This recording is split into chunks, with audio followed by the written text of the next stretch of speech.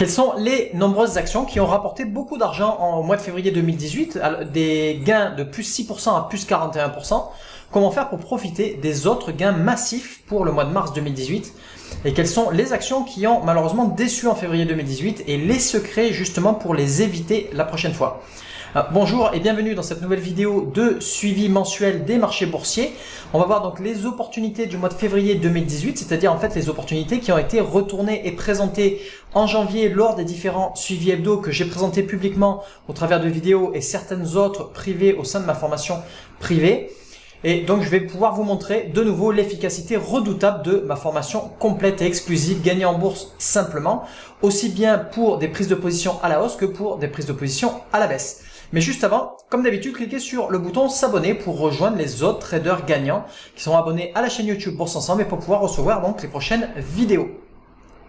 Alors, les marchés pour le mois de février, les opportunités qui ont été retournées plus ou moins fin décembre et surtout le mois de janvier pour voir l'évolution pendant le mois de février. On a eu un mois de février très volatile, d'accord, avec des baisses allant de moins 1,87% à une baisse de moins 5,71% pour le marché allemand. On va regarder tout ça dans Pro Time dans un instant. Au niveau des opportunités et des gains surtout, on a eu des gains au mois de février 2018 qui se sont échelonnés plus ou moins de plus 6% à plus 41% en seulement un mois, aussi bien à la hausse que pour des baisses aussi. Le mois de février a commencé à être propice pour le début des baisses. Tous ces potentiels explosifs présentaient donc les caractéristiques typiques de calme plat avant des tempêtes qu'on recherche avec ma méthode exclusive. Il suffit ensuite tout simplement de surfer facilement sur la hausse ou sur la baisse qui va suivre derrière. Donc pour rappel, les screeners et les indicateurs techniques vont effectuer à peu près 99% de votre effort de recherche, mais ils ne font pas tout. La sélection finale va se faire manuellement en suivant des règles précises et on va voir quelques-unes de ces règles au travers de cette vidéo. Vous pouvez en voir d'autres pendant mes vidéos de suivi hebdo chaque week-end en général que je publie le samedi matin. Je vais aussi montrer quelques opportunités qui ont déçu, malheureusement ça arrive, c'est normal. En revanche, les trades gagnants compensent à chaque fois largement les trades qui sont perdants. Et on verra aussi quelques opportunités que je réserve aux membres premium de ma formation Gagner en bourse simplement. Voilà, donc je suis dans Pro Time. L'indicateur du Nasdaq pour le premier indice sur les marchés américains a affiché donc pour le mois de février une baisse de, hop, je vais mettre le petit curseur dessus, de moins 1,87% pour le mois de février. Je vais zoomer un peu plus. Donc vous voyez qu'on était sur une hausse effrénée et ensuite on a eu énormément de volatilité pour le mois de février. Pourquoi énormément de volatilité et comment on le voit ça avec la longue mèche basse sur le chandelier du mois de février avec une augmentation des volumes largement au-dessus de la moyenne mobile habituelle et on était sur un plus haut historique. Donc on a fini par ouvrir et clôturer plus ou moins au même endroit mais on a affiché une énorme chute pendant le mois de février, ce qui a fait sauter beaucoup de stop-loss pour des prises de position à la hausse malheureusement. Pour le S&P 500, pareil, plus haut historique, scénario très similaire, grosse volatilité pour le mois de février, avec un corps pour la bougie un petit peu plus important. Et pour les marchés européens, on n'était pas sur des plus hauts historiques sur le CAC 40. Par contre, sur le marché allemand, le DAX et le London Stock Exchange, qu'on va regarder dans un instant, on était quasiment aussi sur des plus hauts historiques jamais atteints. Donc, le DAX qui a affiché une baisse de moins 5,71%, la plus forte baisse pour l'ensemble de nos indices de référence, et le CAC 40 qui a affiché une baisse de 2,94%. On n'était pas sur un plus haut historique, loin de là. Par contre, sur le FTSE 600, donc le London Stock Exchange, on était quasi sur un plus haut historique avec une baisse donc de moins 4% tout rond pour le mois de février. Alors je vais faire maintenant un retour sur les opportunités à la hausse, donc une fois de plus qui ont été détectées ou bien vers fin décembre, début janvier ou sur le reste du mois de janvier et où on a pu voir l'évolution sur le mois de février, les opportunités qui ont été retournées pendant le mois de février et qu'on a vu durant les suivis hebdo récemment, c'est encore un petit peu tôt pour faire un retour dessus. Donc le premier titre c'est le titre ASGN sur le NYSE qui a affiché une hausse de plus 14% en 23 jours et plus 17% en 2 mois. C'était une belle opportunité que j'avais présentée publiquement lors du suivi hebdo aux alentours du 8 janvier. Donc le titre s'est bien envolé depuis et continue son ascension. Le titre suivant c'est le titre CTRL Alors celui-là, j'en avais parlé lors du suivi hebdo aux alentours du 17 janvier, comme quoi il fallait absolument rien faire suite au signal et la tempête haussière qu'on avait eu le 17 janvier. Pourquoi? Parce qu'on avait une résistance pas très loin au-dessus, et le titre s'est fortement retourné depuis. Et avec les techniques avancées de vente qu'on voit dans la formation Gagner en bourse simplement à la baisse, ma formation complémentaire, je vous montre comment rentrer en position suite à ce retournement et profiter de plus 22% en 10 jours et moins 24% en un mois, puisqu'on est sur des baisses. CVGI sur le Nasdaq. Alors là, ça a été une déception, d'accord, belle opportunité que j'avais présentée malheureusement. Après la belle tempête du 17 janvier, la tempête du 11 janvier était pas suffisamment puissante suite à la tasse pour la matérialisation du calme plat, et malheureusement le titre s'est retourné et on a subi une perte de moins 15% en seulement 20 jours et pas la perte totale que vous pouvez voir avec la chute jusqu'au 13 février, pardon. Le titre suivant, c'est le titre DRNA sur le Nasdaq, un titre que j'avais présenté malheureusement à bannir. Alors malheureusement, oui et non, selon où vous mettiez votre stop loss. Le titre a fait un pullback assez important depuis.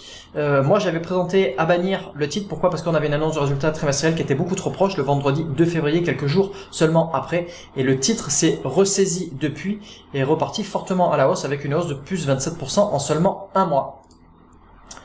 Titre suivant, c'est le titre GRUB sur le NYSE.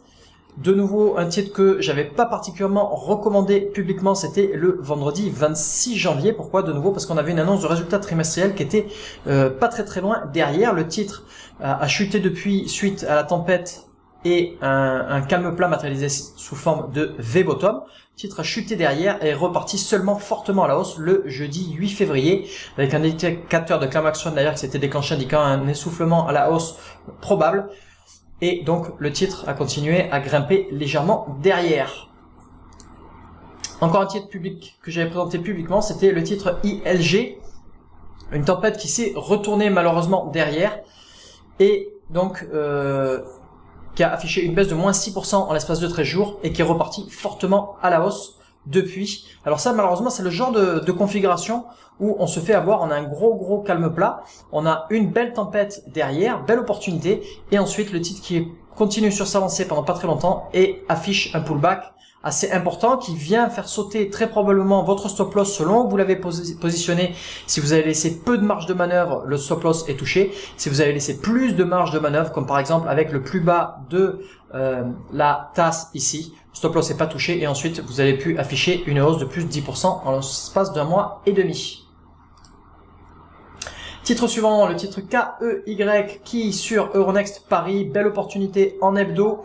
Je vais basculer en hebdo. Le titre a affiché depuis donc déjà une hausse de plus 20% en l'espace de un mois et demi. Titre suivant, titre NKTR sur le Nasdaq. Ça c'était en journalier. On va basculer en journalier.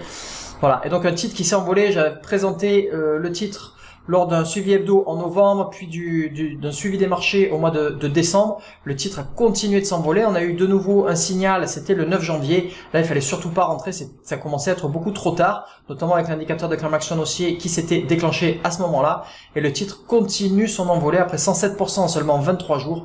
On est maintenant à pas loin de 300% de hausse en l'espace de seulement 4 mois. Donc ça, c'est le genre de titre où il faut laisser courir les gains au maximum. Vous n'allez pas en avoir des milliers et des milliers de positions comme ça, mais c'est ces quelques positions qu'il faut laisser courir pour pouvoir afficher des gains de 300%, des gains faciles de 300%, où on a très peu de corrections et de mouvements houleux sur un tel titre.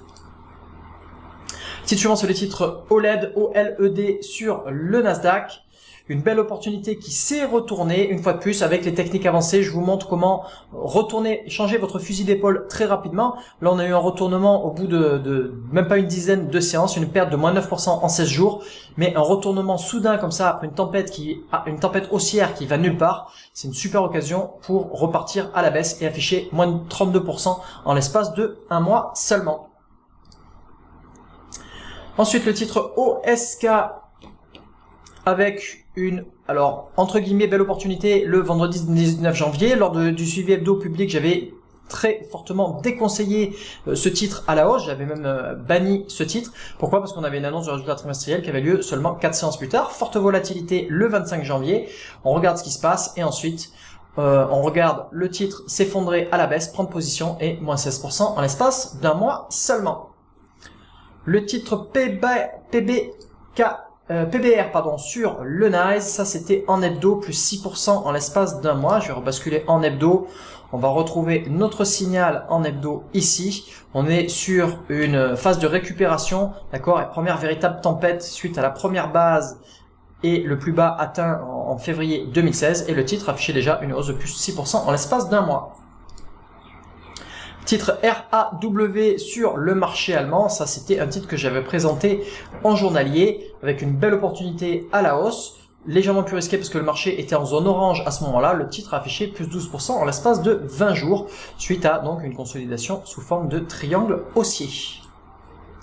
Le titre Twin TWIN, voilà, de nouveau un titre sur lequel j'attire votre attention. Pourquoi il ne faut surtout pas rentrer en position. On avait une très belle configuration comme je l'avais présenté lors du suivi hebdo, et pour deux raisons j'avais dit que ce titre il fallait surtout pas rentrer en position à la hausse, d'accord, et ensuite on pouvait rentrer à la baisse.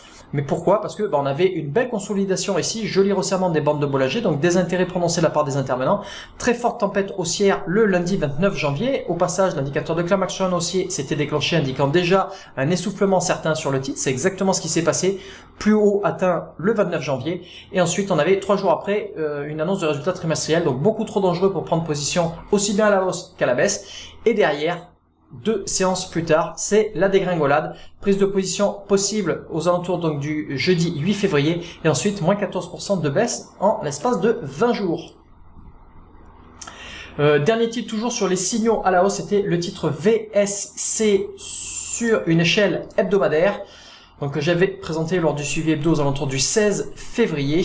Un titre que j'avais déconseillé, d'accord, pourquoi? Parce que on avait alors un très beau signal ici, suite à un resserrement des bandes de Bollinger, des intérêts, etc. et une tempête lors de la semaine 4 de janvier 2018. Malheureusement, on avait une résistance ici, matérialisée avec un plus haut atteint le 4 mai 2000, la semaine du 4 mai 2015, et on venait justement pile poil buter là-dessus. Malheureusement, le titre a continué son envolée derrière et s'est envolé de plus 41% en un mois. Alors, ce qu'il faut faire dans ce genre de situation, c'est ne pas prendre position au moment du signal. Si vous voulez vous embêter, entre guillemets, vous mettez le titre dans une liste de suivi et vous regardez ce qui se passe sur les 2-3 bougies suivantes. Si, ou bien, on est venu buter sur cette résistance et on repart à la baisse, ben dans ces cas-là, il y a une très belle opportunité à la baisse. Ou alors, on continue dans la poussée haussière, on a une confirmation, une forte augmentation des volumes et une forte poussée qui continue. Et dans ces cas-là, il y a prise de position possible à la hausse. Voilà, maintenant on va regarder les baisses avec le titre AG sur le NYSE. Alors je vais rebasculer en journalier pour qu'on retrouve notre signal, d'accord. Alors on avait eu une tempête haussière le 13 décembre, d'accord. J'avais expliqué que c'est un cas classique de spasme haussier, c'est-à-dire un titre qui est en dégringolade évidente. D'ailleurs on était en zone orange, zone rouge, orange, rouge, donc rouge c'est pour la tendance baissière. Ça c'est le genre de sursaut de vie qui ne va nulle part. D'accord. Et derrière, le titre a continué à grimper un tout petit peu et ensuite s'est retourné fortement pour afficher une baisse de moins 33% en l'espace de 2 mois. On a eu d'ailleurs un signal aussi à la baisse, un beau signal le 25 janvier pour re-rentrer à ce moment-là. Toujours pour les baisses, le titre DGII sur le Nasdaq, de nouveau un spasme haussier avec une baisse de moins 5,5% en l'espace de 2 jours. Donc ça c'est le genre de petits gains rapides qui sont sympathiques à prendre sur une petite échelle, une toute petite échelle de temps, sur un petit horizon de temps et qui vous permet d'allouer, réallouer votre capital rapidement sur d'autres belles opportunités. Le titre suivant c'est le titre INCY sur le Nasdaq. De nouveau, on avait eu un spasme le 5 janvier, donc vous retrouvez la même configuration, une grosse dégringolade en zone rouge, donc tendance baissière, un sursaut de vie le 2 janvier, et on repart fortement à la baisse derrière, moins 12% en 15 jours, moins 15% en l'espace d'un mois. On avait eu aussi un signal à la baisse, pour confirmer tout ça, le 9 janvier. Le titre MFCB sur le NYSE avec une tempête baissière retournée le 31 janvier. J'ai présenté ça comme une belle opportunité à la baisse suite à un triangle baissier, donc résistance baissière, support horizontal et une baisse de moins 16% en l'espace d'un mois. Avant-dernier titre, toujours pour les baisses, scénario très similaire à ce qu'on vient de voir exactement à l'instant, donc je vais pas rentrer plus dans les détails. De nouveau, une opportunité sympathique que j'ai présentée lors du suivi hebdo aux alentours du 26 janvier et une baisse de 18% en l'espace de 11 jours. Et enfin, dernière baisse, c'était en journalier aussi. De nouveau, on retrouve un triangle pour la matérialisation du calme plat, une accélération à la baisse le 30 janvier. Donc ça, c'était une belle opportunité graphiquement, d'accord. J'avais néanmoins attiré votre attention sur le fait que l'annonce de résultats trimestriels était peu de temps après, c'était le 8 février, d'accord. Ça laisse pas suffisamment de marge de manœuvre pour pouvoir rentrer. Donc là, je déconseille vivement, une fois de plus, ce genre de prise de position. C'est dommage, on passe à côté d'une belle baisse, d'accord. Grosso modo, si je sors la règle et que je zoome, on raté, d'accord, grosso modo 16% de la baisse, mais après l'annonce du 8 février, possibilité de rentrer à ce moment-là et de nouveau de continuer de profiter de la baisse. Merci d'avoir regardé cette vidéo en entier. Cliquez sur le bouton like juste en dessous et abonnez-vous à la chaîne YouTube Bourse Ensemble pour ne pas rater les prochaines vidéos. Pour en savoir plus sur ma méthode exclusive Gagner en bourse simplement et pour pouvoir connaître les prochaines belles opportunités, accédez gratuitement à ma formation La Voie rapide en bourse vers l'indépendance financière en cliquant sur la vignette correspondante et allez voir aussi la vidéo suivante avec l'autre vignette. Et je vous dis à très bientôt sur la chaîne Bourse Ensemble et surtout n'oubliez pas, faites partie des traders qui gagnent tout le temps, aussi bien à la hausse qu'à la baisse et surtout qui analysent leurs gains et leurs pertes.